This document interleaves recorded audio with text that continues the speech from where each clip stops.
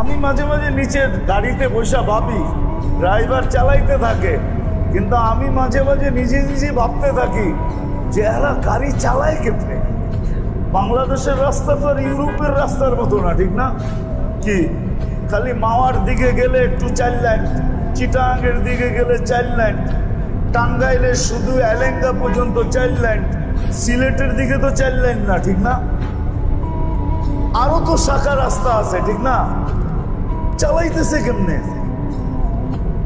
আমি নিজে নিজে মাঝে মাঝে ভাবি যে আমাকে চালাইতে দিলে এত বড় কলজা আমার নাই, আমি তো হয়তো গাড়িও খাইতাম, আমারও খাইতাম।